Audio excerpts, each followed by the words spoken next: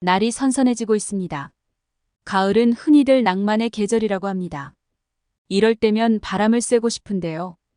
바람을 쐬자니 또 자전거가 떠오릅니다. 친구들과 함께 자전거를 타며 라이딩했던 기억이 나는군요. 세간에는 자전거를 자주 타면 10년은 더 젊어진다라는 말이 있습니다. 실제로 자전거를 일주일에 2번 정도만 타셔도 대장암 발생 확률이 낮아진다고 합니다. 이뿐만이 아닙니다. 자전거는 당뇨, 우울증, 치매 예방에도 효과적이라고 합니다. 자전거 하나를 탔을 뿐인데 몸과 마음이 건강해지는 일석이조 효과가 있는 것이죠. 게다가 나이가 들면 들수록 하체 근육이 중요한데요. 자전거는 허벅지 근육을 강화하기에 제격인 운동입니다.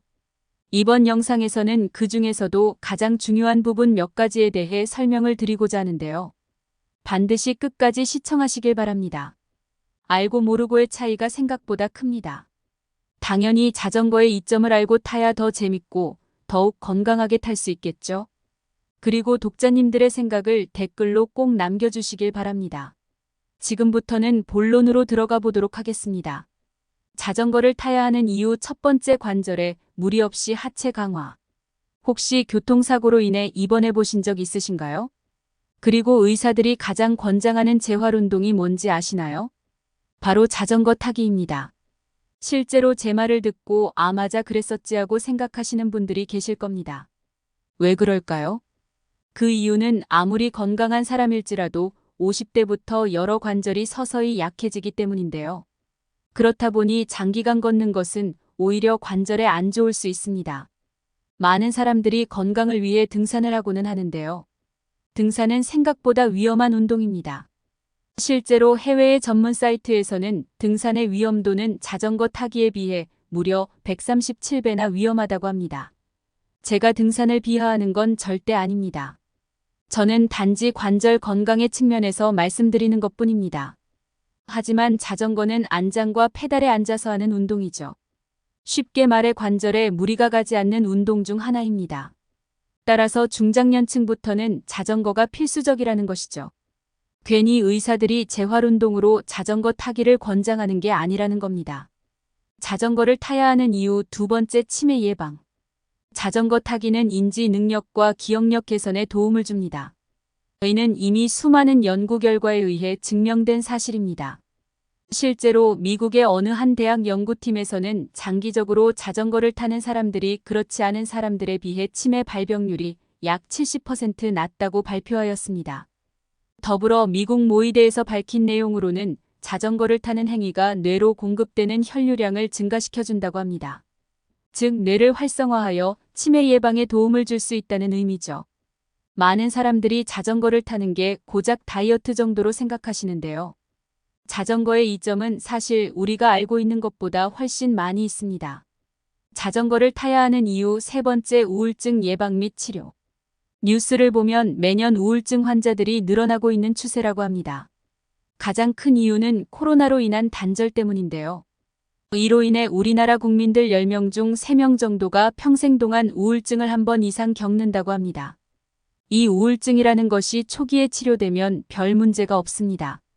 하지만 중증 혹은 장기화되면 이때부터는 만성화될 수 있는데요. 주변에 우울증이 있는 분들이 있다면 특히나 제 말을 이해하실 겁니다. 그렇기 때문에 저는 더욱이 자전거 타기를 강력히 추천하는 바입니다. 왜냐하면 자전거를 타는 과정 속에서 엔돌핀과 세로토닌과 같은 호르몬이 뇌에서 분비되기 때문입니다. 이는 우울증 완화에 명백히 도움이 되고요. 우울증이 없더라도 정신건강에 이로우니 나쁠 게 없습니다. 게다가 시니어분들은 은퇴 이후 많이 적적할 수 있는데요. 자전거는 보통 혼자 타기보다는 친구들이나 동호회 사람들과 함께 탑니다. 그러니 인맥을 쌓을 수도 있고요. 새로운 인연과 경험을 만들어 나갈 수도 있습니다. 자전거를 타야 하는 이유 네 번째 당뇨병 예방. 최근 뉴스를 보면 탕후루 섭취로 인해 당뇨병 환자가 늘어나고 있다고 합니다. 실제로 국민 6명 중 1명 정도가 당뇨로 고생을 하고 있다고 합니다. 역시 식단이 서구화되고 각종 디저트를 먹다 보니 일어나는 현상으로 보이는데요. 결국 식단 관리가 가장 중요하긴 합니다. 하지만 그에 못지않게 신체적인 활동 또한 중요한데요. 이때 유산소 운동과 근력 운동을 적절히 활용하는 것이 관건입니다. 그리고 제가 초반에 말씀드렸었죠. 자전거 타기는 유산소와 근력 운동이 동시에 병행됩니다.